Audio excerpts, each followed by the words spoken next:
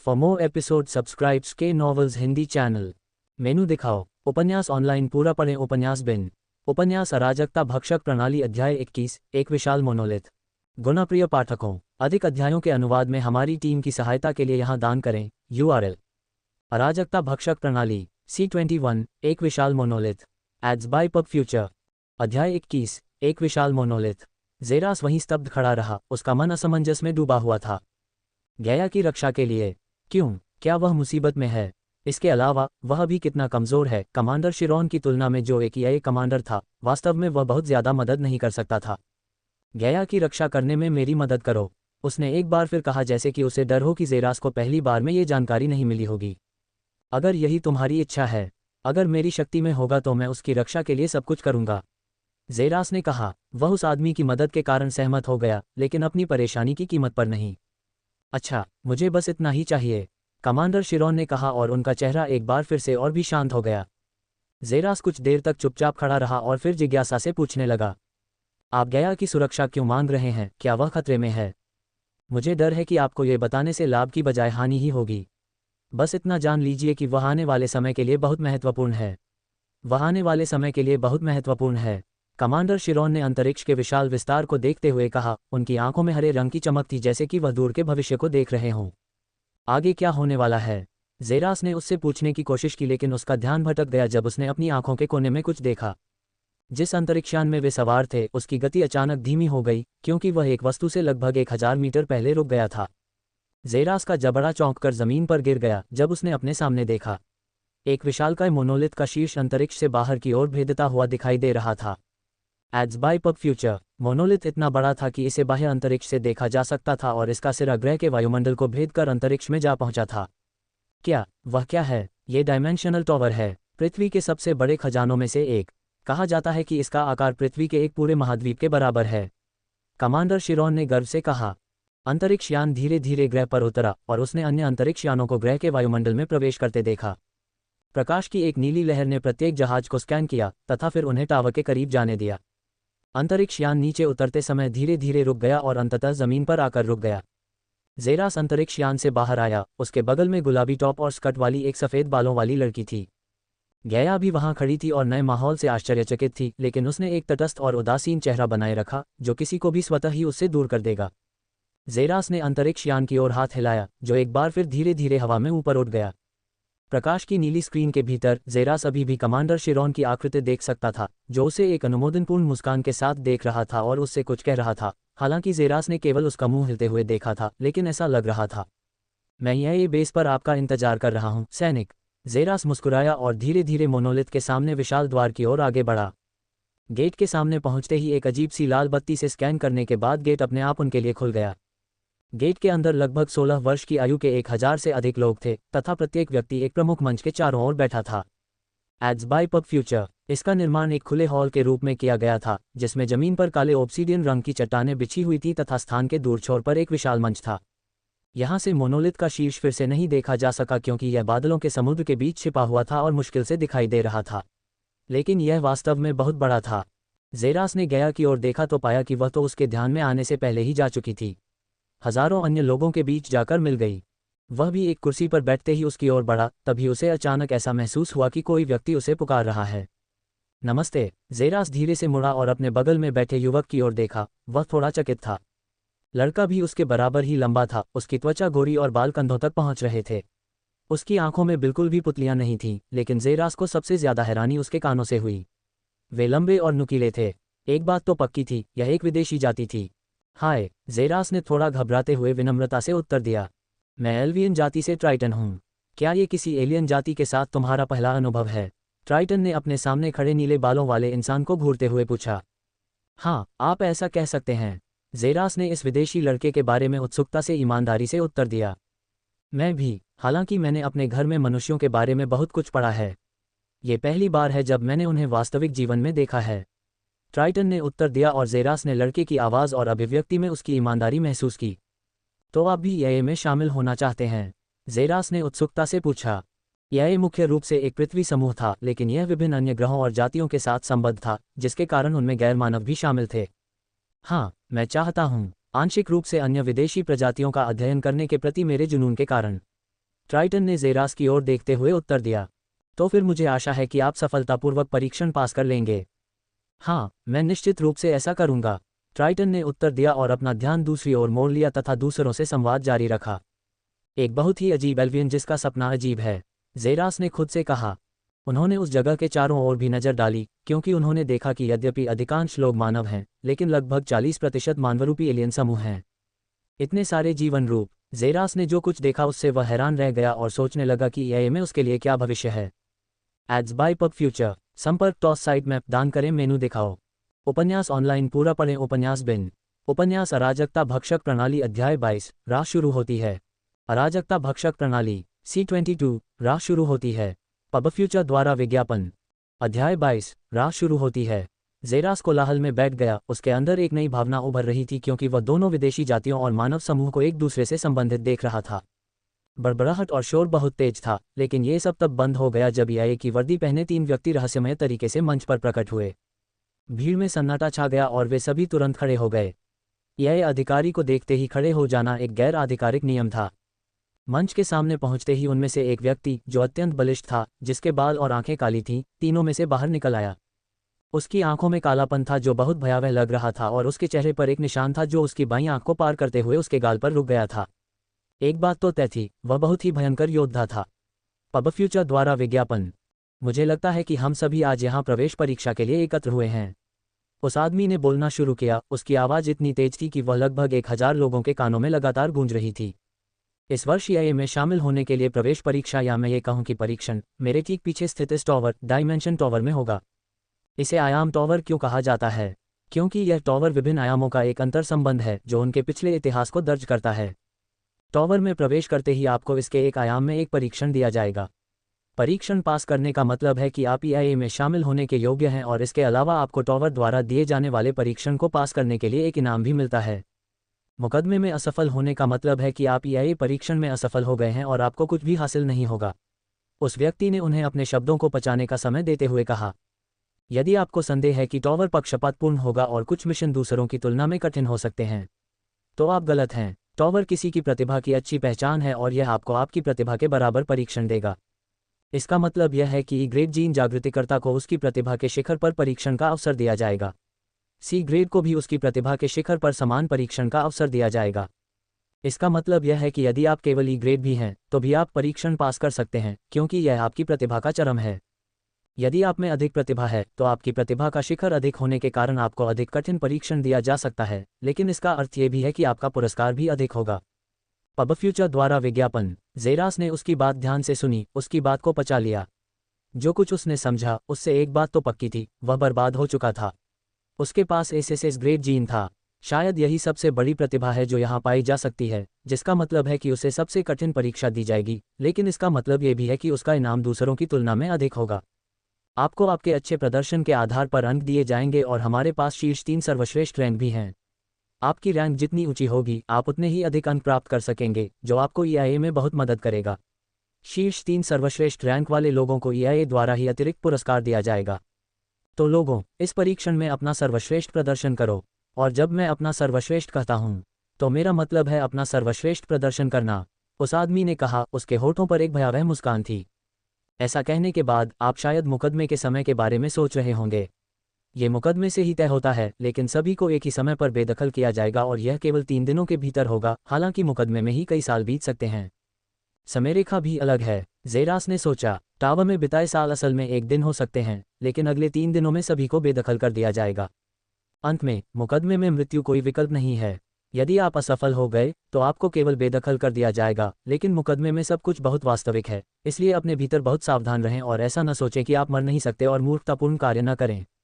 इतना सब कहने के बाद, भविष्य के सैनिकों का डायमेंशन टॉवर में स्वागत है, आदमी ने कहा, जैसे ही टॉवर से प्रकाश की एक लहर निकली। ये सभी प्रतिभागियों पर चमकी और उन्हें तुरंत एक साथ गायब कर दिया। इसमें कोई संदेह नहीं कि वे इसमें चले गए थे। आपको क्या लगता है इस साल मुकदमा कैसा चलेगा, वॉर्डोर्फ? एआई के एक अधिकारी ने उस आदमी से पूछा। मुझे यकीन है कि उनमें से लगभग 800 लोग बुरी तरह सफल होंगे, वॉर्डोर्फ ने उदासीनता से कहा। इस बार एआई अपने ट्रायल में शायद बहुत आगे निकल गया है। यह शायद इसके इतिहास का सबसे कठिन ट्रायल है, लेकिन ये सबसे ज़्यादा फायदेमंद भी है।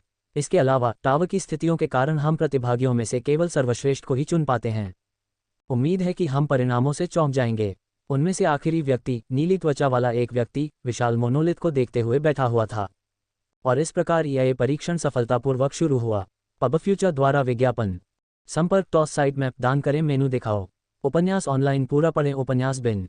उपन्यास अराजकता भक्षक प्रणाली अध्याय 23 परीक्षण मिशन अटलांटिस का सच्चा राजा बने। अराजकता भक्षक प्रणाली C23 परीक्षण मिशन अटलांटिस का सच्चा राजा बने। पबफ्यूचर द्वारा विज्ञापन अध्याय 23 परीक्षण मिशन अटलांटिस का सच्चा राजा बने। ज़ेरास को लगा कि वह तेजी से अंतरिक्ष में धकेला जा रहा है। उसकी आंखें बलपूर्वक बंद थीं क्योंकि वह बल के कारण अपनी एक मांसपेशी भी नहीं हिला पा रहा था, लेकिन उसने तुरंत महसूस किया कि अगले ही सेकंड में उसके आसपास का वातावरण स्थिर हो गया। धीरे धीरे अपनी आंखें खोलकर उसने देखा कि दीवारें खुरदरी और खुरदरी थीं, जो अलग अलग रंगों से प्रकाशित थीं, जो बीच बीच में दिल की धड़कन की तरह स्पंदित होकर क्षेत्र को रोशन कर रही थीं। यह एक लंबी संकरी गुफा थी जो दूर तक फैली हुई थी। वह उस जगह की खूबसूरती पर आश्चर्यचकित था, लेकिन वहां एक गंभीर आभा भी मौजूद थी, रहस्य और अशुभता का आभास।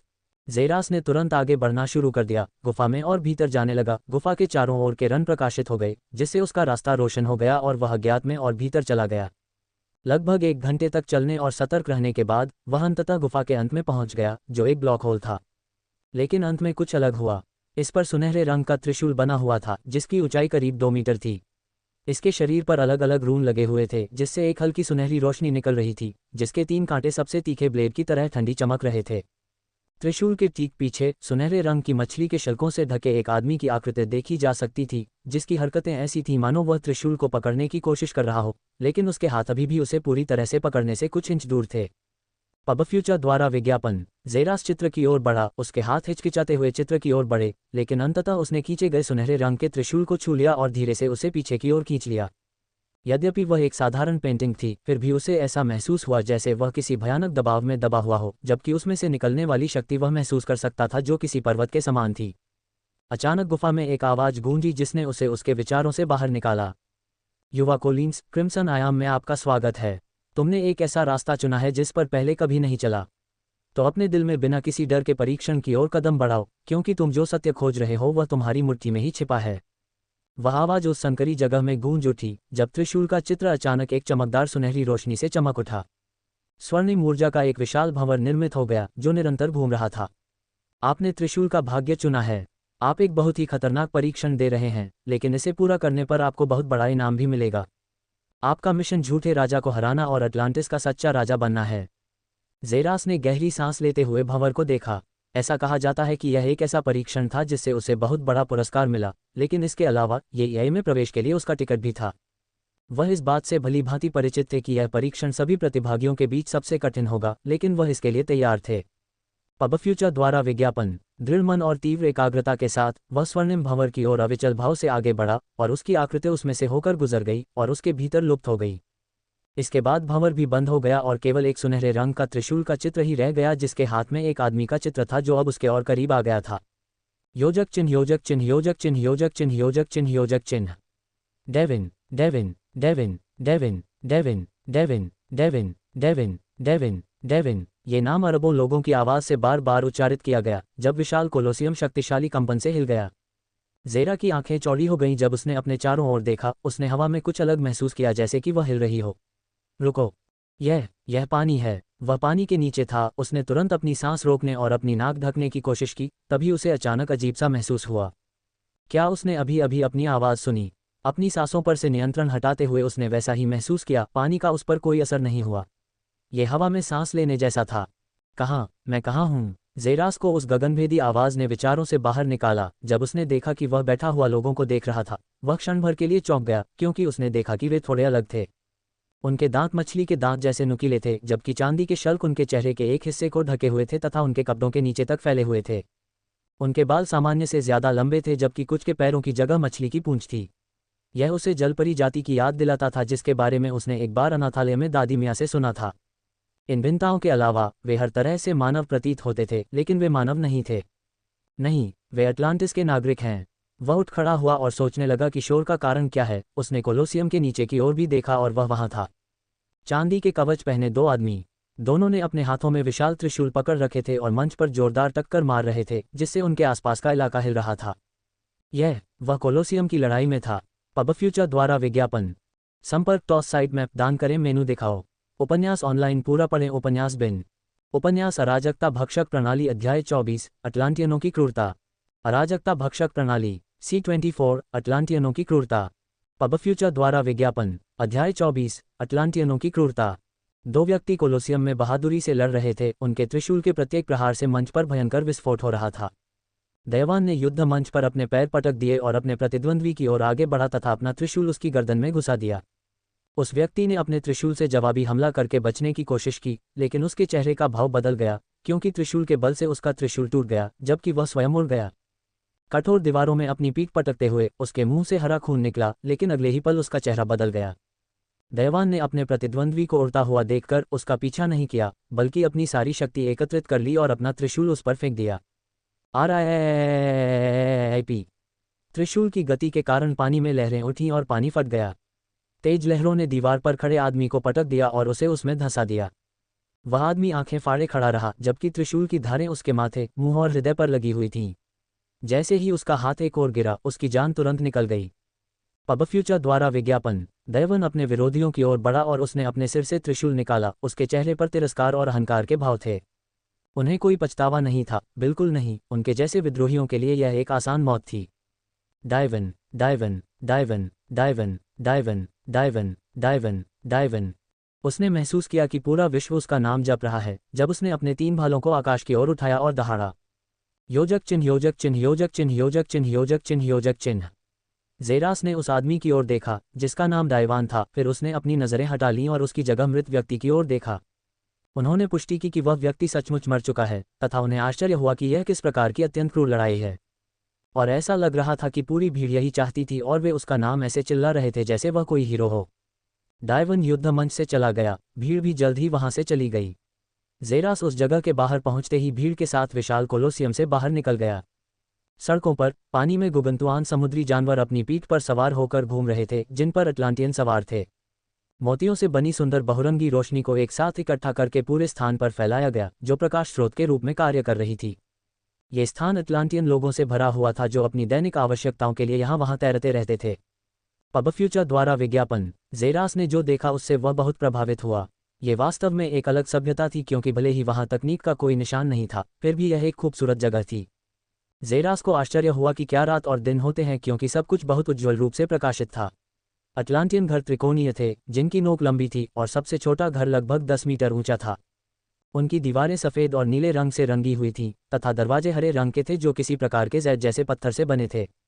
उसने अपने शरीर की जांच की तो पाया कि उसके हाथों और चेहरे पर भी शल्कों का आवरण था। इसमें कोई आश्चर्य नहीं कि यदि वह यहाँ मानव होता तो वह आसानी से एक दर्दनाक अंगूठे की तरह बाहर निकल आता। उसने ऊपर जाने की कोशिश की, लेकिन उसे ये थोड़ा अजीब लगा। अटलांटियन वास्तव में चल नहीं रहे हैं, वे हवा में उड़ रहे हैं और अजीब तरह से आगे बढ़ रहे हैं। यही कारण है कि उनकी गति बहुत तेज है, एक वयस्क व्यक्ति की दौड़ने की गति से दोगुनी। वह भी ऊपर चला गया, लेकिन आगे बढ़ना मुश्किल था, जिससे ज़ेरास को कुछ समय ये देखने में बिताना पड़ा कि वे कैसे आगे बढ़ रहे हैं। उसने एक गाड़ी को डॉल्फिन के आकार की मछली द्वारा खींचा हुआ देखा, जिससे वह उसके सिरे से चिपक गया और उसने धीरे धीरे तैरना सीखा। यह ऐसा था जैसे उन टायर वाले जूतों के साथ स्केटिंग सीखने की कोशिश की जा रही हो। लगभग 5 मिनट के बाद अंततः उसे इसकी समझ आ गई और वह गाड़ी से उतरकर स्वयं आगे बढ़ने लगा। उसके आसपास के अटलांटियन उसे अजीब नज़रों से देखते थे, लेकिन ज़ेरास ने उन्हें अनदेखा कर दिया। ऐसा नहीं था कि वे समझ सकते थे। सिस्टम। ज़ेरास ने बिना किसी दिशा बोध के इधर उधर चलते हुए बड़बड़ाया। हाँ, मेज़बान। ओह, तुम अभी भी वहाँ हो। वह इस बात से थोड़ा चौंक गया। ऐसा लगता है कि सिस्टम मुकदमे के दौरान भी उसका पीछा करने में सक्षम था।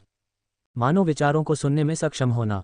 ये प्रणाली सीधे मेजबान की आत्मा से जुड़ी होती है, इसलिए जब तक मेजबान की आत्मा अलग नहीं हो जाती, तब तक प्रणाली के लिए मेजबान को छोड़ना असंभव है। यह एक ऐसी धारणा है जिसका अर्थ केवल मेजबान की मृत्यु है। तो मैं मरने तक तुम्हारे साथ ही रहूंगी, है न? यह अधिकतर सिस्टम का होस्ट के साथ अटका रहना है। छी, लानत है इस सिस्टम पर, ज़ेरास ने बड़बड़ाते हुए कहा, क्योंकि उसने एआई की स्मार्ट गालियों को अनदेखा कर दिया था। तो सिस्टम, हम कहाँ हैं?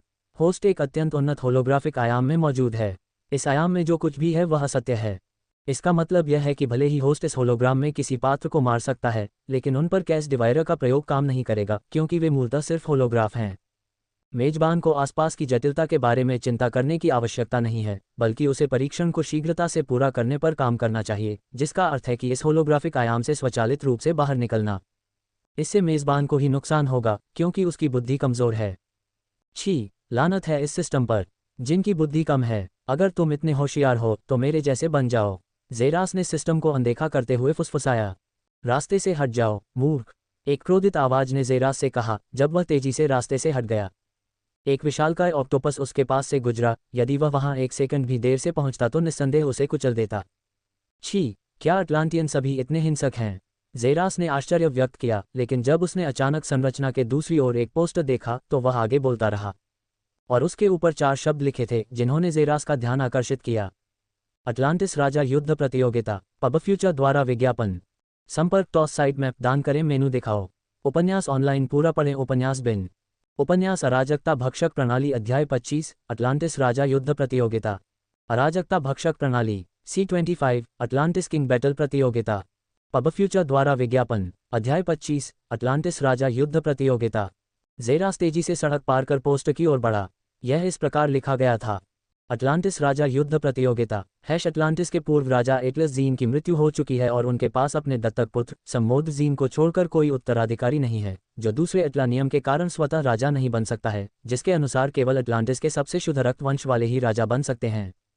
अगला राजा सबसे शुद्ध रक्त वंश वाला होना चाहिए और इसका निर्धारण केवल सबसे शक्तिशाली अटलांटियन द्वारा ही किया जाता है। इसलिए सम्मोद्रा ने एक प्रतियोगिता का आयोजन किया है, जिसमें अटलांटिस के प्रमुख योद्धा अपने बीच से सर्वश्रेष्ठ योद्धा की तलाश के लिए एकत्रित होते हैं, जो केवल सबसे शुद्ध रक्त वाला ही हो सकता है, और उस सर्वश्रेष्ठ योद्धा को अटलांटिस का नया राजा घोषित किया जाएगा। जेरास ने जानकारी को देखा, उसकी भौहें सिकुड़ गईं, क्योंकि वह इसके बारे में अच्छा सोच रहा था। पब फ्यूचर द्वारा विज्ञापन। मोनोलिथ द्वारा उसे दिया गया मिशन झूठे राजा को हराना और अटलांटिस का सच्चा राजा बनना था। ऐसा लग रहा था कि वह झूठा राजा सम्मोद था। अब वह महल में घुसकर राजा को चुनौती नहीं दे सकता था, जब तक कि वह सूली पर चढ़ना न चाहे। तो वह राजा को बिना अपमानजनक माने कैसे चुनौती देगा? यहीं से प्रतिस्पर्धा शुरू होती है। सम्मोद्रा ने खुद ही एक प्रतियोगिता की घोषणा की है, जिसमें यह तय किया जाएगा कि राजा कौन होगा। तब वह सम्मोद्रा को हराकर निष्पक्ष रूप से परीक्षण पास कर सकता है, जिससे वह स्वतः ही अटलांटिस का राजा बन जाएगा और इस प्रकार परीक्षण पास कर लेगा। प्रतियोगिता उनके लिए स्वर्णिम अवसर था और ट्रायल पास करने का एकमात्र रास्ता था। लेकिन जेरास को कुछ संदेह था, क्या ये सम्मोद्रा इतना शक्तिशाली है? उसने पूरे अटलांटिस के सभी सर्वश्रेष्ठ सेनानियों को एक लड़ाई के लिए चुनौती देने के लिए कहा और फिर भी उसने सोचा कि वह जीत सकता है। ये कैसी पागलपन भरी सोच है? सम्मोद्रा के बारे में एक बात तो पक्की है, या तो उसे अपनी शक्ति पर पूरा भरोसा है या फिर वह अहंकारी है। जेरास ने बाद की कामना की। पोस्ट के नीचे देखें। आप कोलोसियम में प्रतियोगिता के लिए नामांकन करा सकते हैं। जेरास के चेहरे पर मुस्कान आ गई जब उसने साइन अप वाला हिस्सा फाड़कर सावधानीपूर्वक अपनी जेबों में रख लिया। पब फ्यूचर द्वारा विज्ञापन। वह तुरंत ही अपनी सबसे तेज गति से कोलोसियम की ओर बढ़ गया, लेकिन वह अपने पास से गुजर रहे युवा अटलांटियनों को भी देख सकता था, जो उसे अजीब भावों से देख रहे थे। वह इतना धीमा क्यों है? जेरास का चेहरा थोड़ा अप्रसन्नता से सिकुड़ गया। उसे सचमुच तैरना सीखना होगा, अन्यथा वह इतनी धीमी गति के साथ इस स्थान पर लंबे समय तक जीवित नहीं रह सकेगा। योजक चिन्ह, योजक चिन्ह, योजक चिन्ह, योजक चिन्ह, योजक चिन्ह, योजक चिन्ह। अटलांटियन पैलेस में लगभग 20 वर्ष का एक युवक एक खाली सफेद स्थान पर खड़ा था। उसने अपनी आंखें बंद कर ली थीं और उसके हाथ में लाल रंग का त्रिशूल था। उसके सुनहरे बाल पीछे की ओर लहरा रहे थे। उसका ऊपरी शरीर दिख रहा था, जिससे उसकी मांसपेशियां स्पष्ट दिख रही थीं, जो किसी यूनानी देवता से टक्कर ले सकती थीं। विनाशकारी प्रकाश की एक अविश्वसनीय किरण अचानक उस स्थान के इस भाग से निकली, जो विनाशकारी शक्ति के साथ उसकी ओर बढ़ रही थी। युवक की आंखें बंद थीं, लेकिन त्रिशूल पकड़े हुए हाथ को धीरे धीरे ऊपर उठाया गया और उसने त्रिशूल को तेजी से घुमाया, जिससे उसके चारों ओर गोलाकार लहरें उत्पन्न हो गईं। उसकी बांह पर भयानक लाल नसें उभर आईं और वे अपने सामान्य आकार से दुगुनी हो गईं। उसने अपनी आंखें खोलीं, उनमें से एक लाल चमक चमक रही थी। जब उसने देखा कि विनाशकारी किरणें उसकी ओर बढ़ रही हैं, क्या अचानक अपनी पीठ को झुकाते हुए उन्होंने प्रकाश की किरण पर त्रिशूल को पटक दिया, जिससे अंतरिक्ष के इस हिस्से में एक भयानक विस्फोट हुआ। बूम! विस्फोट के कारण उनके आसपास का पानी उड़ गया तथा हवा में मलबा भर गया, जिससे धूल उड़ने लगी। धीरे धीरे धूल जमने लगी और एक आदमी दिखाई दिया जो हाथ में त्रिशूल लिए खड़ा था। उस आदान प्रदान में युवक का बाल भी बांका नहीं हुआ, जबकि वह विशालकाय मशीन, जिसने प्रकाश की लाल किरण को उड़ाया था, टुकड़ों में बिखर गई। वह न केवल बीम से टकराया, बल्कि उसने अपना त्रिशूल इतनी जोर से मशीन पर मारा कि बीम मशीन पर वापस आ गई और उसे नष्ट कर दिया। ये शक्ति थी सम्मोद्रा जीन की, अटलांटिस का झूठा राजा। महाराज, उसके पीछे से एक आवाज आई जब वह आदमी अपने पीछे खड़े जलमानव को देखने के लिए पीछे मुड़ा। बोलना, बड़े शहरों में आपके द्वारा रखे गए 5 परीक्षकों में से 4 पराजित हो चुके हैं। सिंहासन के लिए आपको चुनौती देने के लिए कुल 5 योद्धा एकत्र हुए हैं। मत्स्य पुरुष ने सम्मानपूर्वक अपना सिर झुकाते हुए कहा। परीक्षक अभी भी किस शहर में खड़ा है? ये लिगेरिस शहर है, मेरे प्रभु। एक सूचना भेजो कि प्रतियोगिता के लिए प्रविष्टियां अब से 3 दिन बाद बंद हो जाएंगी। जहां तक सिंहासन के लिए लड़ाई का सवाल है, इसे अगले सप्ताह शुरू होने दो। सम्मोद्रा ने कहा कि उसकी आवाज में इतना अधिकार था कि वे अवज्ञा करने की हिम्मत नहीं कर सकते। हाँ, मेरे स्वामी, मत्स्य पुरुष ने कहा और वापस मुड़ा और चला गया, लेकिन उसके चेहरे पर पसीने की बूंदें दिखाई दे रही थीं और डर से उसके सारे बाल सीधे खड़े हो गए थे। वे मुझे गद्दी के लिए चुनौती देना चाहते हैं। चुनौती? यह मेरे लिए एक दिखावा मात्र है कि मैं आखिरकार त्रिशूल की आवश्यकताओं को पूरा करके सबसे शक्तिशाली योद्धा बन जाऊंगा। मैं आखिरकार इसकी पूरी शक्ति प्राप्त कर पाऊंगा और अटलांटिस का अंतिम शासक बन जाऊंगा। चाहे पसंद हो या नहीं एटलस, तुम्हारा स्वर्णिम त्रिशूल जल्द ही मेरा हो जाएगा। सम्मोद्रा ने अपने होठों के कोने पर एक भयावह मुस्कान लाते हुए कहा। पब फ्यूचर द्वारा विज्ञापन। संपर्क टॉस साइट मैप दान करें, मेनू दिखाओ। उपन्यास ऑनलाइन पूरा पढ़ें। उपन्यास बिन। उपन्यास अराजकता भक्षक प्रणाली अध्याय 26 शक्ति सिद्ध करना। अराजकता भक्षक प्रणाली C26 शक्ति सिद्ध करना। पब फ्यूचर द्वारा विज्ञापन। अध्याय 26 शक्ति सिद्ध करना। ज़ेरास सांस फूलते हुए विशाल कोलोसियम के बाहर पहुंचे। वह अपने घुटनों को पकड़कर थकावट के कारण लगातार गहरी सांसें ले रहा था। लगभग 5 मिनट तक घायल रैकून की तरह हौंफने के बाद आखिरकार उसने खुद को संभाला और अपने कपड़े झाड़कर कोलोसियम में प्रवेश किया। बाईं ओर एक दरवाज़ा था जिस पर लिखा था, इसके शीर्ष पर लिखा है, अटलांटियन सैनिक बनने के लिए यही नामांकन कराएं। ज़ेरास कोने की ओर बढ़ा और उसने दस्तक दी। कोई जवाब नहीं मिला। उसने एक बार फिर 3 बार दरवाज़ा खटखटाया, लेकिन 1 मिनट और इंतजार करने के बाद भी कोई जवाब नहीं आया। दरवाजे पर लगा खुला तख्ता उसका मजाक उड़ा रहा था, जबकि ज़ेरा का चेहरा अप्रसन्नता से चमक रहा था। अपने हाथों को मुट्ठी में बंद करके उसने उन्हें दरवाजे पर 5 बार पटक दिया, जिससे एक जोरदार आवाज़ हुई और दरवाज़ा बुरी तरह हिल गया। अंदर आएं। ज़ेरास के उस स्थान पर कदम रखते ही एक कर्कश आवाज़ गूंजी। कमरा बहुत बड़ा नहीं था, मध्यम आकार का था और उसमें एक बड़ी घूमने वाली कुर्सी और एक मेज थी, जो पूरे स्थान का 70% हिस्सा घेरे हुए थी। पब फ्यूचर द्वारा विज्ञापन। मेज पर विभिन्न पुस्तकों के ढेर अव्यवस्थित ढंग से लगे हुए थे और उनके चारों ओर स्याही फैली हुई थी।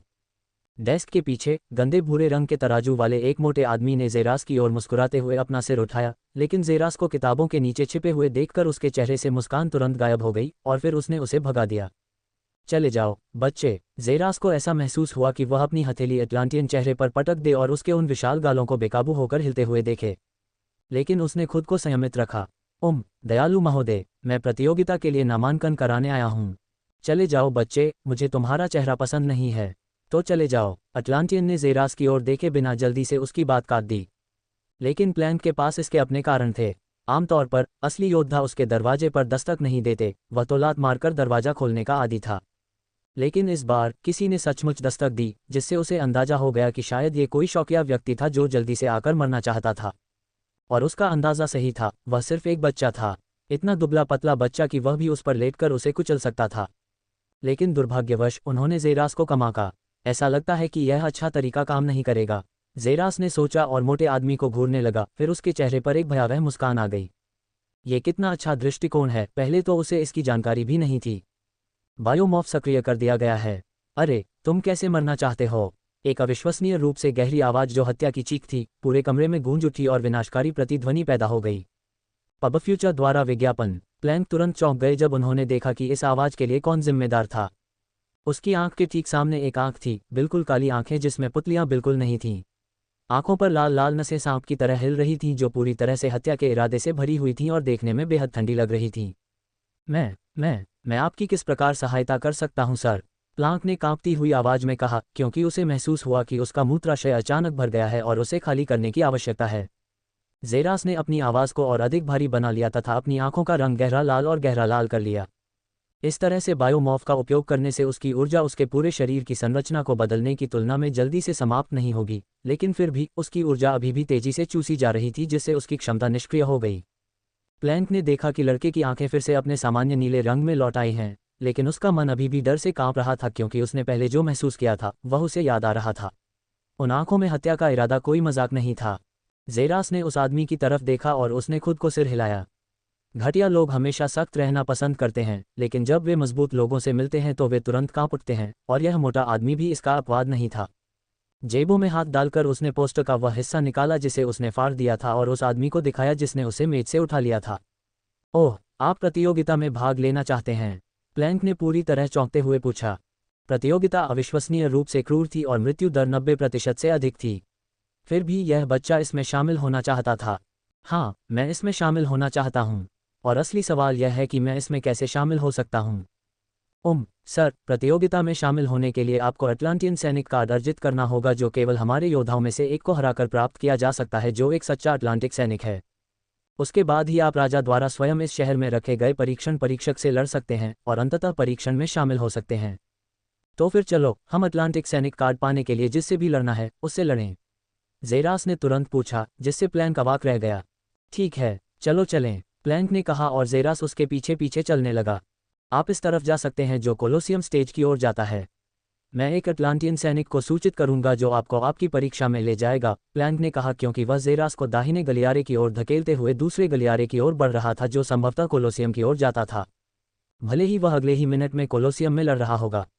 ज़ेरास इस विचार से थोड़ा भी डरा हुआ नहीं था, बल्कि संभावना के बारे में थोड़ा उत्साहित था।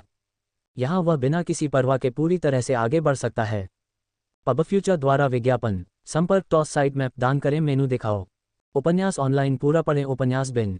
उपन्यास अराजकता भक्षक प्रणाली अध्याय 27 बोनस अध्याय। अराजकता भक्षक प्रणाली बोनस अध्याय। पबफ्यूचर द्वारा विज्ञापन। अध्याय 27 बोनस अध्याय। ज़ेरास युद्ध मंच के किनारे खड़ा होकर लगातार जम्हाई ले रहा था। वह कुछ बूढ़े मजबूत अटलांटियनों को कोलोसियम पर आते हुए देख सकता था जो उसकी पहली लड़ाई देखना चाहते थे। ऐसा लगता था कि वे तथाकथित अटलांटियन सैनिक थे। वे उसे देखकर कुछ निराश हुए, शायद उसके आकार के कारण, और उन्हें यह भी जिज्ञासा हुई कि प्लैंक को किस बात ने इतना डरा दिया कि उसने सबसे खतरनाक योद्धा रोडर को बुलाया ताकि वह आकर लड़के को सबक सिखाए। अंततः युद्ध मंच का द्वार खुल गया जब एक आदमी की आकृति अंधेरे से दूर चली गई। वह आदमी नीले रंग की पैंट पहने हुए था जिससे उसका ऊपरी शरीर दिखाई दे रहा था।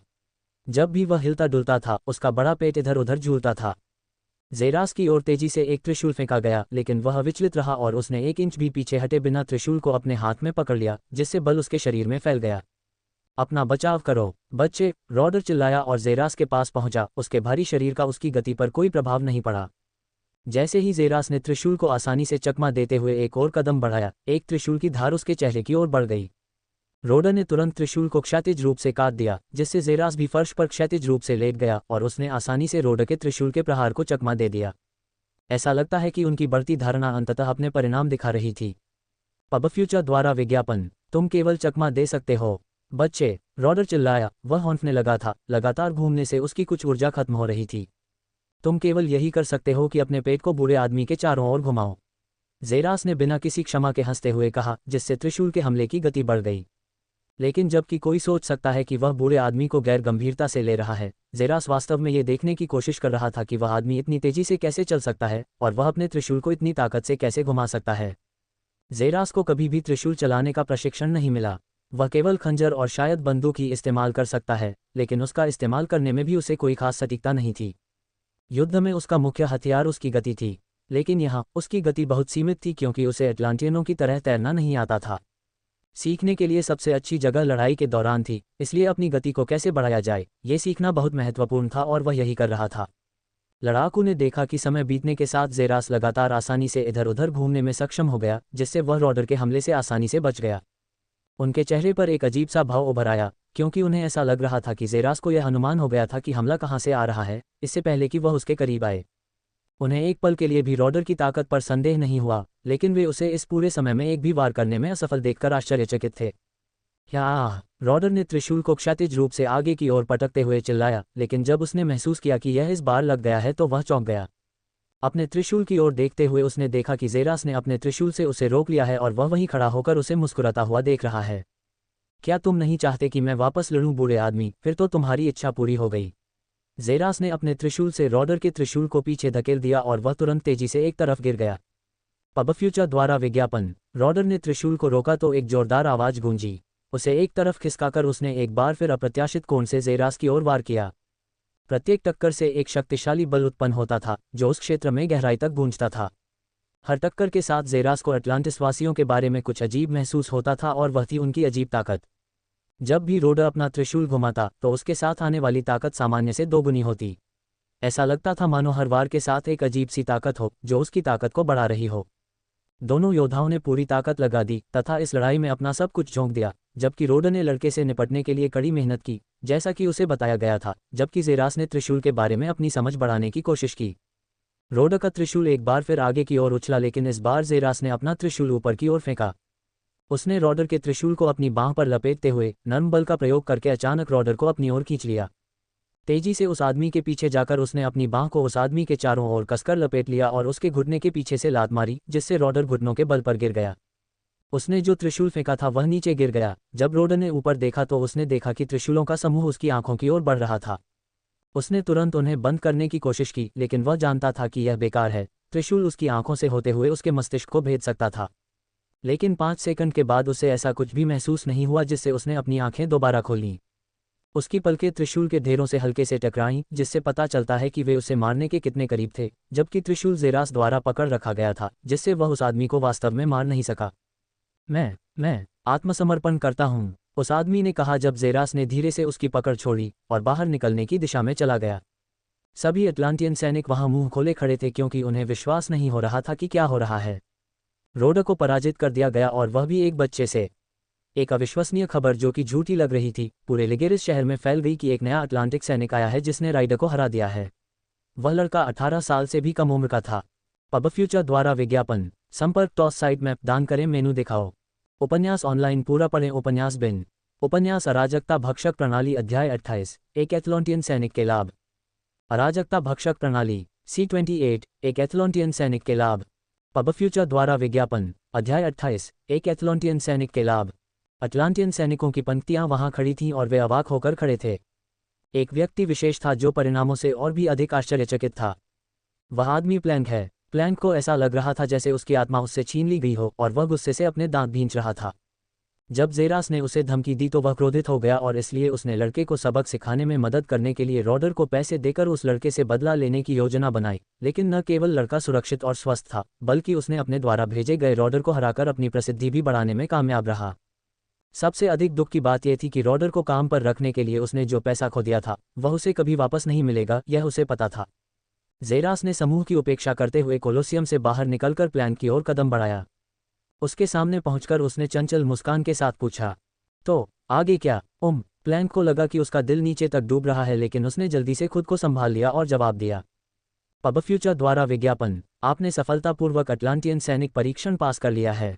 अगला यह है। प्लैंक ने नीला कार्ड निकाला और उसे जेरास को दिया। तो ये तथाकथित अटलांटियन सैनिक कार्ड है। हाँ सर, ये कार्ड आपको कोलोसियम तक विशेष पहुंच प्रदान करता है, जिससे आपको एटलांटियन सैनिक होने के सभी लाभ मिलते हैं, जैसे निःशुल्क रहने का कमरा और कोलोसियम सैनिक प्रशिक्षण कक्ष तक पहुंच। 100 अटलांटियन सिक्कों तक पहुंच। कोलोसियम के स्टोर से एक त्रिशूल निःशुल्क चुनना। और सबसे महत्वपूर्ण बात यह है कि अब आप ट्रायल लेने वाले को प्रतियोगिता में शामिल होने के लिए चुनौती दे सकते हैं। और मुकदमा चलाने वाला कौन है? जेरास मुद्दे पर आकर यह काम पूरा करने की कोशिश कर रहा है। मुकदमा चलाने वाला डेविन है। ये नाम सुनते ही जेरा की आंखें गंभीरता से चमक उठीं। वह अच्छी तरह जानता था कि डेविन कौन है।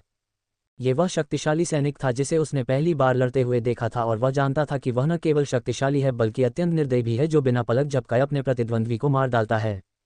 डेविन निश्चित रूप से पार्क में टहलने जैसा नहीं होगा। मुझे आपको डेविन से लड़ने के लिए प्रतियोगिता के नियमों के बारे में चेतावनी देनी है। ये जीवन और मृत्यु की लड़ाई है। तो या तो आपको या डेविन को मरना होगा, या दोनों को। कोई भी दो विजेता नहीं हो सकते। पब फ्यूचर द्वारा विज्ञापन। इसके अलावा लगभग 10 अटलांटियन सैनिक पहले ही डेविन के साथ लड़ चुके हैं और सभी को उसने बेरहमी से मार डाला है। मैं जानता हूं कि तुम बहुत ताकतवर हो, लेकिन क्या तुम्हें इस प्रतियोगिता में भाग लेने की ज़रूरत है? तुम यहाँ एक एथलेंटियन सैनिक के रूप में आराम से अपना जीवन जी सकते हो। प्लांक ने चेहरे पर चिंता के भाव के साथ पूछा। ऐसा नहीं है कि वह जेरास से प्यार करता है, बिल्कुल नहीं। बस उसे लगा कि वह अभी भी इतना छोटा है कि उसे जल्दी से मौत के मुंह में नहीं जाना चाहिए। वह अपने नए कोलोसियम प्रतिभा को जल्दी से मरते हुए नहीं देखना चाहते थे। उसके लिए जेरास एक सोना था जिसे सावधानी से खनन करने की ज़रूरत थी। अगर वह बहुत जल्दी मर गया तो ये बर्बादी होगी। क्या आप मुझे कमरे में ले चलेंगे? जेरास ने ऐसे पूछा जैसे उसने पहले कभी प्लान की कही हुई बातें नहीं सुनी हों। ओह ठीक है, इस तरफ सर। उसे कोलोसियम के एक हिस्से में अंदर ले जाया गया। योजक चिन्ह योजक चिन्ह योजक चिन्ह योजक चिन्ह योजक चिन्ह योजक चिन्ह। 10 मिनट बाद ज़ेरास एक सुनहरे रंग के दरवाजे के सामने खड़ा था और उसने कुंडी को कसकर अंदर प्रवेश किया। लिविंग रूम बहुत बड़ा था, जिसमें मछली के आकार के अजीब सोफे रखे हुए थे। फर्श अजीब नीले रंग के पत्थरों से ढका हुआ था। बल्बों के स्थान पर वहां मोतियों के ढेर लगे थे, जो रंग बिरंगी रोशनियों के साथ चमक रहे थे और पूरा क्षेत्र जगमगा रहा था। यही वह स्थान है सर, यहाँ से आप अन्य क्षेत्रों तक पहुँच सकते हैं, प्लैंक ने कहा और उसने ज़ेरास को एक नक्शा दिया जिसमें कोलोसियम का पूरा क्षेत्र दिखाया गया था। आपकी मदद के लिए धन्यवाद, ज़ेरास ने प्लैंक को चौंकाते हुए कहा, क्योंकि उसने सोचा था कि उसके जैसा प्रतिभाशाली व्यक्ति निश्चित रूप से उसके जैसे आलसी वेटर को नीची नज़र से देखेगा। ओह मैं, प्लैंक ने थोड़ा सा चापलूसी करने की कोशिश करते हुए कहा, लेकिन उसे तुरंत रोक दिया गया। अब आप जा सकते हैं। छी, प्लैंक तुरंत अपने चेहरे पर क्रोधी भाव लिए कमरे से बाहर चला गया। वे सब एक जैसे हैं, उसने अपने आप से कहा और फिर जल्दी से भाग गया। अरे डेविन से कहो कि मैं 2 दिन बाद उसे चुनौती देने वाला हूँ, ज़ेरास ने कहा, जिससे प्लैंक तुरंत रुक गया और उसने ज़ेरास को ऐसे देखा जैसे वह किसी राक्षस को देख रहा हो। जी श्रीमान, ज़ेरास ने दरवाज़ा जोर से बंद किया और सोफे पर बैठकर सांस लेने लगा। उसके सामने एक होलोग्राफिक पैनल प्रकट हुआ। कार्य पूरा हुआ, रोडर को हराना। जोड़ 20 एक्सपी, कुल अनुभव 20/400। ज़ेरास ने अपने सामने होलोग्राफिक पैनल को देखा, आश्चर्यचकित था कि खोजें अभी भी पूरी की जा सकती हैं, भले ही यह सब सिर्फ एक अवास्तविक आयाम था। एक ऐसा तथ्य जिसे स्वीकार करना उसके लिए भी बहुत कठिन है। यदि कोई उससे कहता कि उसने जो कुछ देखा वह सब झूठ है, तो वह उसे जोरदार थप्पड़ नहीं मारता, लेकिन यह वास्तव में सच था। वह कुर्सी पर लेटा और आश्चर्यजनक रूप से वह आरामदायक रूप से नर्म थी। ज़ेरास ने तुरंत खुद पर काबू पा लिया और जल्दी से अपने विचारों को व्यवस्थित किया। एथलेंटियन सैनिक कार्ड प्राप्त करने के साथ अब अगले चरण पर जाने का समय आ गया था। पब फ्यूचर द्वारा विज्ञापन, संपर्क टॉस साइट मैप दान करें, मेनू दिखाओ। उपन्यास ऑनलाइन पूरा पढ़ें। उपन्यास बिन। उपन्यास अराजकता भक्षक प्रणाली अध्याय 29, एक गंभीर चोट। अराजकता भक्षक प्रणाली C29, एक गंभीर चोट। पब फ्यूचर द्वारा विज्ञापन। अध्याय 29, एक गंभीर चोट। उसके पास अटलांटियन सैनिक कार्ड प्राप्त हो गया। उसका अगला कदम दैवान से लड़ना और उसे हराना है। अब से 2 दिन बाद द्वावन के साथ लड़ाई होना निश्चित है। अगला काम है दैवान को हराना। उस आदमी और अपनी कमजोरियों का विश्लेषण करते हुए ज़ेरास ने अपने दिमाग में चल रही लड़ाई के निष्कर्ष निकाले। जब ज़ेरास के प्रतिद्वंद्वी की शक्ति की बात आती है तो मुख्य रूप से 3 चीज़ें बहुत मायने रखती हैं। वास्तव में उनमें से अधिकांश का न होना उसके लिए निश्चित हार का मतलब है। वे हैं शक्ति, गति, प्रेरणा और युद्ध का अनुभव, और इसी को आधार बनाकर उन्होंने डायवन के साथ लड़ाई के परिणाम की भविष्यवाणी करने की कोशिश की। पब फ्यूचर द्वारा विज्ञापन। पहला, ताकत। जब ताकत की बात आती है तो डायवन निश्चित रूप से बहुत शक्तिशाली है, क्योंकि उसने उसे अपने प्रतिद्वंद्वी के त्रिशूल को तोड़ते हुए और उसे एक ही वार से उड़ाते हुए देखा था। तो इसमें कोई संदेह नहीं कि डायवन ताकतवर था, लेकिन ज़ेरास को अपनी ताकत पर भी भरोसा था, हालांकि वह वास्तव में शुद्ध ताकत पर ज्यादा ध्यान नहीं देता था। अपनी बायोमॉर्फ क्षमता के साथ वह कम से कम ताकत के मामले में डायवन के साथ टक्कर ले सकता है। दूसरा, गति। यहाँ कोई संदेह नहीं था कि विजेता कौन था, और वह था डायवन। ज़ेरास जानता था कि वह बहुत धीमा था। वह एथलेंटियन नहीं था, इसलिए वह वास्तव में यह नहीं समझ पाया कि वे मछलियों की तरह कैसे तैरते हैं। एक ऐसे व्यक्ति की तुलना में जो एक सच्चा अटलांटियन है और जिसने अपना पूरा जीवन पानी में बिताया है, उसे पूरा यकीन था कि अगर वह शुद्ध गति में डायवान के साथ प्रतिस्पर्धा करने की हिम्मत करता है तो उसे बुरी तरह पीटा जाएगा। तीसरा पहलू था प्रेरणा। ज़ेरास के पास इस पहलू पर विश्वास करने के अपने कारण थे। जब उसने क्रिस के साथ लड़ाई की तो यही बात उसे जीतने में सक्षम बनाती थी। क्रिस ने उसे नीची नज़र से देखा, या यूं कहें कि उसने ज़ेरास की जीने की इच्छा को नीची नज़र से देखा, जिससे वह उसे गंभीरता से नहीं लेता था, और इसी वजह से उसकी मौत हो गई। अगर क्रिस ने शुरू से ही लड़ाई को गंभीरता से लिया होता तो वह निश्चित रूप से जीत जाता। यही कारण था कि ज़ेरास ने प्रेरणा को प्राथमिकता दी। केवल प्रेरणा के साथ ही वह आगे बढ़ सकता है, और हालांकि उसे पता नहीं था कि जीतने के लिए डायवन की प्रेरणा कितनी मजबूत है। वह जानता था कि यह जीवन और मृत्यु की लड़ाई है और कोई भी मरना नहीं चाहता। यहाँ विजेता वह होगा जिसमें जीने की अधिक इच्छा होगी। अंत में युद्ध का अनुभव था और एक निश्चित विजेता था, दैवान। वह एक योद्धा था जिसने ज़ेरास से बहुत पहले त्रिशूल चलाने का प्रशिक्षण लिया था, और निस्संदेह उसे त्रिशूल चलाने का अधिक अनुभव होगा। पब फ्यूचर द्वारा विज्ञापन। इन सब बातों को ध्यान में रखते हुए यदि वह डिवान को हराना चाहता है तो उसे कम से कम उससे दोगुना ताकतवर और तेज होना होगा, और यह केवल प्रशिक्षण के माध्यम से ही संभव है। यदि उसके पास केवल 2 दिन भी हों तो भी वह उसमें कुछ न कुछ काम कर सकता है। ज़ेरास तुरंत उठ खड़ा हुआ और मानचित्र पर देखने लगा कि प्रशिक्षण क्षेत्र कहाँ है। उसे पाकर वह तुरंत कमरे से बाहर निकलकर प्रशिक्षण मैदान की ओर बढ़ गया। योजक चिन्ह योजक चिन्ह योजक चिन्ह योजक चिन्ह योजक चिन्ह योजक चिन्ह। अटलांटियन सैनिकों का प्रशिक्षण मैदान। दरवाजा धीरे से खोला गया और सैनिकों का ध्यान उस ओर गया कि वह कौन है। ज़ेरास को देखते ही उन्होंने तुरंत अपनी आंखें हटा लीं और अपना काम जारी रखा। उन्होंने उसे परेशान करने की कोशिश नहीं की। उन्होंने रॉडर के साथ उसकी लड़ाई देखी और जानते थे कि वह एक कठिन प्रतिद्वंद्वी है। ज़ेरास ने उस स्थान की ओर देखा और मैदान के दूर छोर पर एक बड़ा घेरा देखा। वहां पर हथियारों की कतारें लगी हुई थीं, जिनमें मुख्य रूप से विभिन्न प्रकार के त्रिशूल रखे हुए थे। गति प्रशिक्षण और शक्ति परीक्षण आदि के लिए अजीब उपकरण। लंबे बालों वाला एक थका मांदा बूढ़ा आदमी जो हाथ में झाड़ू लेकर फर्श साफ कर रहा था। वह युद्ध मंच की ओर बढ़े और अन्य सैनिकों के बीच खड़े होकर मंच पर हो रहे युद्ध को देखने लगे। वह मुख्य रूप से ये देखने का प्रयास कर रहे थे कि प्रतिद्वंद्वी लड़ाई में किस प्रकार आगे बढ़ रहे हैं और युद्धाभ्यास कर रहे हैं, और धीरे धीरे उन्हें उनकी चाल समझ में आने लगी। दोनों योद्धा अचानक एक बार फिर आपस में टकरा गए तथा उनमें से एक के हाथ से त्रिशूल उड़ गया। ज़ेरास के चेहरे पर यह देखकर निराशा थी कि लड़ाई इतनी जल्दी खत्म हो गई, लेकिन जब उसने त्रिशूल की दिशा देखी तो उसकी आंखें सिकुड़ गईं। यह उस बूढ़े आदमी की ओर था जो मैदान में झाड़ू लगा रहा था। ज़ेरा की आंखें चौड़ी हो गईं क्योंकि उसे कोई संदेह नहीं था कि त्रिशूल तुरंत बूढ़े आदमी के सिर में घुस जाएगा और निस्संदेह उस बेचारे की मृत्यु हो जाएगी। अन्य सैनिकों को परिणामों में जरा भी रुचि नहीं थी। मानो बूढ़ा आदमी मरा या नहीं, इससे उनका कोई लेना देना नहीं था, बल्कि वे तो खुश दिख रहे थे।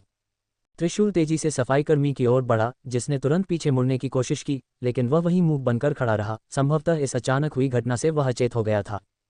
त्रिशूल 5 सेंटीमीटर से भी कम दूरी पर था और ऐसा लगता है कि परिणाम अंतिम था, लेकिन तभी एक आकृति चमकी और उसी क्षण दीवार से टकरा गई। ज़ेरास के मुंह से खून निकल आया और वह अपने घुटनों पर गिर पड़ा, अपने पेट की ओर देखते हुए। वहां त्रिशूल देखा जा सकता था। उसके 3 नुकीले कांटे उसके पेट में लगे हुए थे और उसके पीछे से निकल रहे थे, जिससे खून बह रहा था, जिससे उसके कपड़े लाल हो गए थे।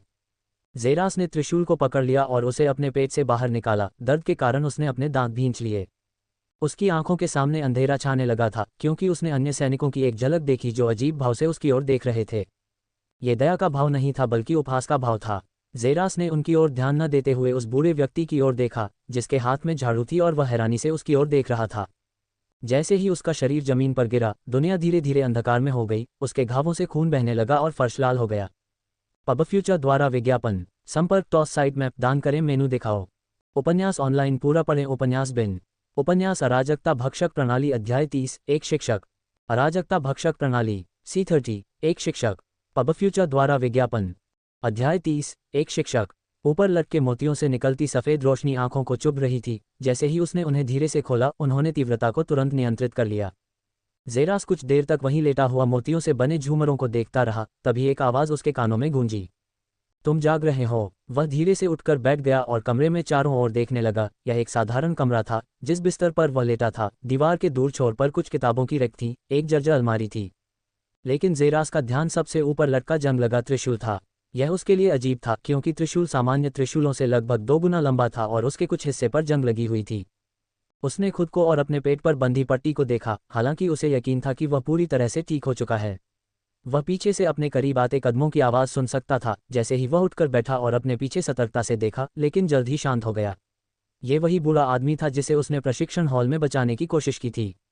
इसे पी लो, इससे तुम्हें अपनी ऊर्जा वापस पाने में मदद मिलेगी। बूढ़े आदमी ने उसे एक छोटा कटोरा देते हुए कहा, जिसमें एक काला चिपचिपा मिश्रण था। ज़ेरास ने कटोरा लिया और एक ही घूंट में उसे पी गया। खट्टेपन के कारण उसका चेहरा घृणा से भर गया। धन्यवाद, मुझे ही तुम्हें ले जाना चाहिए था बच्चे, तुमने मेरी जान बचाई, बूढ़े आदमी ने कहा, और वह सामने की दीवार पर रखी अपनी झाड़ू के पास चला गया। ज़ेरास ने उस आदमी की पीछे हत्ती हुई आकृति को देखा और उसने कुछ ऐसा देखा जिसे देखकर वह अवाक रह गया। बूढ़ा आदमी जिस तरह से चल रहा था, वह बिल्कुल भी तैर नहीं रहा था।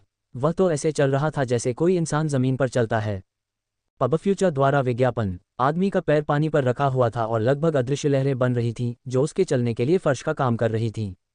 एक सामान्य अटलांटियन को लगता कि इस तरह की हरकत उस आदमी की बुढ़ापे की वजह से है, लेकिन ज़ेरास जानता था कि सिर्फ इंसान ही इस तरह चल सकता है। कैसे? ज़ेरास ने आश्चर्य से पूछा। बूढ़ा आदमी अजीब नज़रों से उसे देखते हुए पीछे मुड़ा। आप कैसे? क्या आप मुझे इस तरह चलना सिखा सकते हैं? मैं अपने पैरों में हल्की चोट के कारण सामान्य रूप से तैरते समय बहुत धीमा हूँ। ज़ेरास ने बूढ़े व्यक्ति के मन में किसी भी तरह की उलझन को दूर करने की कोशिश करते हुए पूछा। मैं बूढ़ा हो गया हूँ, इसलिए मैं ऐसे चलता हूँ। तुम सीखना चाहते हो कि बूढ़े कैसे चलते हैं? बूढ़े आदमी ने खुद से ही मजाक करते हुए पूछा। हाँ, करता हूँ। बूढ़े आदमी को लड़के की आवाज़ में दृढ़ निश्चय देखकर आश्चर्य हुआ। यह एक अजीब अनुरोध था, क्योंकि किसी ने उससे कभी नहीं पूछा था कि इस तरह कैसे चलना है। उनका मन पिछली पीढ़ी की ओर चला गया। सच्चे योद्धाओं की पीढ़ी। उस समय के सच्चे अटलांटियन इसी तरह चलते थे। वे मछलियों की तरह तैरते नहीं थे। लेकिन पीढ़ी बदल जाती है और यह पीढ़ी। उसने लड़के की ओर देखा। जैसे ही उसने कुछ कहने के लिए अपना मुंह खोला। मैंने तुम्हारी जान बचाई है, इसलिए तुम भी मेरे कर्जदार हो। मुझे सिखाओ कि तुम इस तरह कैसे चल पाए और हम बराबरी पर आ जाएंगे। जेरास ने तुरंत उसकी बात काट दी और उसे इस हद तक धकेल दिया कि वह नहीं कह सका। ठीक है, मैं तुम्हें सिखा दूंगी बेटा, लेकिन दरवाजे पर जोरदार दस्तक से बूढ़े आदमी की बोलती बंद हो गई और वे दोनों दरवाजे की ओर देखने लगे जो कि बेरहमी से खुला हुआ था। एक व्यक्ति अपने चेहरे पर गर्व का भाव लिए कमरे में आया। ये प्लांक था। पब फ्यूचर द्वारा विज्ञापन। अरे बूढ़े धुंधले सैनिकों ने शिकायत की है कि कुछ कमरों की सफाई नहीं की गई है। क्या तुम्हें लगता है कि मैं इधर उधर घूमने के लिए पैसे दे रहा हूँ? प्लैंक का शब्द उसके गले में ही अटक गया जब उसने बिस्तर पर पड़ी आकृति को देखा और पाया कि यह वही राक्षस था। हाँ, मुझे नहीं पता आप एक आदमी को कोलोसियम की एक सप्ताह तक सफाई करने के लिए कितना भुगतान करते हैं? जेरास ने उसे बीच में रोकते हुए पूछा। ये 10 अटलांटियन सिक्के हैं। तुमने कहा था कि मेरे पास अटलांटियन सैनिक होने के नाते इनाम के रूप में 100 अटलांटियन सिक्के हैं। फिर 20 अटलांटियन सिक्के ले लो। बूढ़ा आदमी इस हफ्ते उपलब्ध नहीं होगा। जेरास ने प्लैंक को चौंकाते हुए कहा। ओह ठीक, अच्छा, आप जा सकते हैं। ठीक है, ये रहे आपके बचे हुए सिक्के। प्लैंक ने उसे 80 सिक्के दिए जो उसके पास बचे थे और वह तेजी से भाग गया। ये लो, ये 20 सिक्के भी ले लो। लगता है तुम्हारे पास अगले 2 हफ्तों के लिए पर्याप्त होंगे। जेरास ने उन्हें बूढ़े आदमी को देते हुए कहा, जिसने धीरे से अपने हाथ से झाड़ू छोड़ दी। ठीक है, तुमने मुझे मजबूर किया। मैंने सुना है कि तुम प्रतियोगिता में शामिल हो रहे हो। बूढ़े आदमी ने पूछा। हाँ मैं हूँ। तो तुम भाग्यशाली हो कि तुम्हारे पास मैं हूँ, अन्यथा परिणाम निश्चित नहीं होंगे। बूढ़ा आदमी दीवार की ओर बढ़ा और किसी यादृच्छिक हिस्से को छू लिया जिससे दीवार का एक हिस्सा धंस गया और उसमें सीढ़ियां बन गईं जो नीचे खाई में चली गईं। मेरे साथ आइए। जेरास तुरंत बिस्तर से उठ खड़ा हुआ और उत्सुकता से उस आदमी की आकृति का पीछा करने लगा। आखिर यह साधारण सफाईकर्मी क्या रहस्य छिपा रहा होगा? पब फ्यूचर द्वारा विज्ञापन। संपर्क टॉस साइड मैप दान करें।